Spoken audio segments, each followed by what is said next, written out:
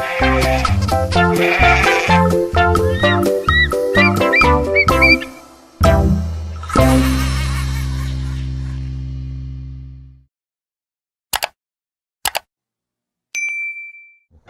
adik-adik, gimana kabarnya? Sehat semua kan? Nah, itu yang Om Agus harapkan, biar adik-adik bisa beraktivitas dan bisa mendengarkan cerita dari Om Agus. Kali ini ceritanya berbeda adik-adik. Kalau kemarin Om Agus bercerita tentang dunia hewan, dunia fable namanya. Sekarang Om Agus akan bercerita tentang dunia manusia. Tentu asik ini ceritanya. Cerita ini berjudul Legenda Keong Mas. Begini ceritanya. Pada zaman dahulu kala, di sebuah kerajaan yang damai dan tentram, hiduplah seorang raja yang begitu masyhur dan dia sangat melindungi rakyat-rakyatnya. Kerajaan ini bernama Kerajaan Daha yang dipimpin oleh Raja Kertamarta. Raja ini memiliki 2 orang anak gadis yang bernama Dewi Galuh dan Dewi Candrakirana. Cantik-cantik loh adik-adik. Pada suatu hari, Dewi Galuh didatangi oleh calon suaminya yang bernama Raja Inu Kertopati dari Kerajaan Kahuripan. Selamat pagi, Raja Kertamarta. Calon menantuku Inu. Gimana kabarnya? Sehat kan? Sehat. Di manakah Candrakirana, Raja? Mari aku antar. Dia sedang berada di taman dengan kakaknya. Mari kita ke sana. Kemudian mereka berdua pergi ke taman tempatnya sang putri berada. Hai Candrakirana. Hai Dewi Galuh, bagaimana kabarnya? Mas Inu Kertopati, kabarnya sehat.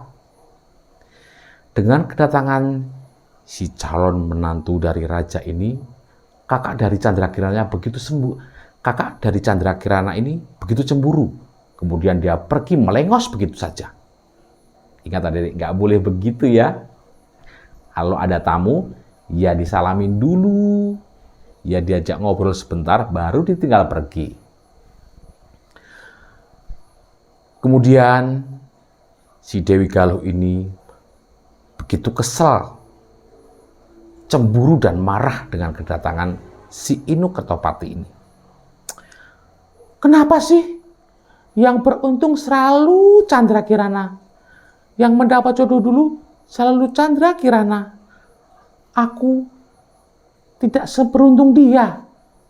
Nampaknya Dewi Galuh begitu cemburu dengan adiknya ini. Hingga suatu malam, Dewi Galuh mengendap-endap pergi ke tempat seorang nenek yang menjadi penyihir adik-adik. Tujuannya apa? Tentu tujuannya tidak bagus ini adik-adik. Ada seorang putri raja datang ke tempatku.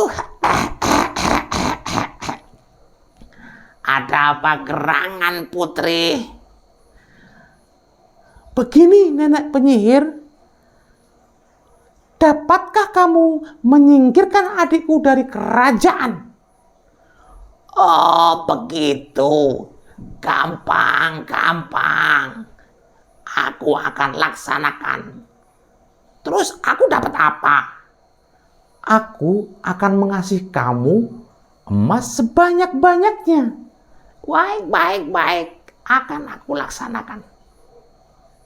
Hingga pada hari itu mereka berpisah. Dan pagi harinya si Dewi Galuh dan Candrakirana sedang berada di taman. Candrakirana, sini. Ini ada tanaman bunga yang cantik sekali. Sini, sini. Iya, Kak, aku akan ke situ. Ketika Dewi Galuh menunjukkan kembang untuk adiknya itu, kemudian Candrakirana pun mendekatinya. Tiba-tiba muncullah seorang nenek penyihir ini yang tentu saja mengagetkan Dewi Candrakirana. Hei, siapa itu, Kak? Nenek itu kesini ada apa? Jangan banyak bicara kamu, Dewi Candrakirana. Akan kuubah kamu menjadi keong emas. Kemudian setelah asap putih mengepul dan mengelilingi tubuh Dewi Candrakirana, tiba-tiba Dewi Candrakirana berubah menjadi seekor keong emas. Aduh, kenapa ini? Kenapa ini? Kenapa kamu ubah menjadi keong emas? Si Dewi Galuh pun tertawa terbahak-bahak melihat adiknya menjadi seekor keong emas. Sekarang kamu menjadi keong dan kamu tidak akan menikah lagi dengan Inu Kertapati. Sebelum dia menemukanmu, aku akan membuangmu ke sungai. Kemudian Dewi Galuh pun melempar keong emas itu ke sungai. Cepluk. Dan akhirnya Candrakirana pun ikut hanyut bersama daun yang dia pegang ini. Entah dia akan kemana adik-adik. Di perjalanan itu, Candrakirana terus menangis dan bersedih. Aduh, kenapa kakakku jahat sekali dengan diriku? Aku akan kemana ini? Aku nggak tahu arah air ini mau kemana. Hingga tiba-tiba daun itu terkena jaring yang dilempar oleh seorang nenek yang sedang mencari ikan. Shoo! Kemudian dia ikut terbawa oleh jaring itu. Dan nenek itu pun terkejut. Kok aku menemukan keong yang cantik sekali? Keongnya kayak emas. Aku beli nama keong emas aja. Kemudian nenek itu membawa keong emas pergi ke rumahnya dan menaruhnya di dalam tempayan. Dan dia merawatnya dengan hati-hati dan menyayanginya. Suatu hari, sang nenek sedang pergi ke sawah. Hingga tiba tengah hari, sang nenek ingin pulang dan memasak untuk makan sorenya. Sudah jam 12. Aku pulang. Aku mau masak dulu untuk makan nanti sore. Setiba di rumah, si nenek pun terkejut. Loh, kok di sini ada makanan yang banyak sekali? Siapa yang masak ini? Nenek pun terkejut dengan apa yang telah terjadi. Di hari berikutnya, Dewi Galuh pun berubah lagi menjadi manusia. Dia berubah ketika sang nenek pergi ke sawah. Dia memasak berbagai macam masakan yang lezat-lezat dan enak-enak. Setelah tengah hari, nenek pun pulang kembali ke rumahnya. Dia terkejut lagi. Loh, kok ada masakan lagi? Siapa sebenarnya yang masak ini? Di hari ketiga, si nenek pun penasaran. Siapa sebenarnya yang memasakkan dirinya masakan yang sungguh enak-enak ini? Yang tentunya nenek belum pernah memakannya. Sang nenek pulang dengan cepat, tidak sampai tengah hari tentunya. Dia ingin mengetahui siapa sebenarnya yang memasakkan masakan yang sungguh enak-enak ini. Sang nenek mengendap-endap memasuki rumahnya dan dia mendengar ada seseorang yang sedang memasak di dapurnya. Kemudian dia masuk ke dapur. Dia pun terkejut. Siapa kamu? Putri cantik, kok memasak di rumahku? Sang putri pun terkejut melihat sang nenek datang begitu tiba-tiba. Kemudian sang putri pun menceritakan apa yang sudah dialaminya. Begitu, Nek, ceritanya aku menjadi seekor keong mas. Sang nenek pun sangat kasihan dan bersedih melihatnya. Dia pun memberikan nasihat kepada sang putri. Tenang sang putri, banyak-banyaklah berdoa. Suatu saat nanti, pasti jodohmu akan menemukanmu. Sekarang kita kembali ke kerajaan Daha.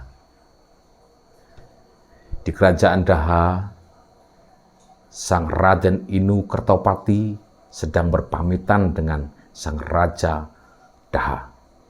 Sang Raja, saya akan mencari Candrakirana kemanapun dia pergi sampai ketemu. Ya Inu, berhati-hatilah dan semoga perjalananmu lancar dan segera menemukan dirinya. Terima kasih Raja. Mendengar hal itu, Dewi Galuh begitu marah. Kemudian dia berlari menuju ke rumah sang nenek penyihir itu. Dia menceritakan apa yang telah dia lihat di kerajaan Daha.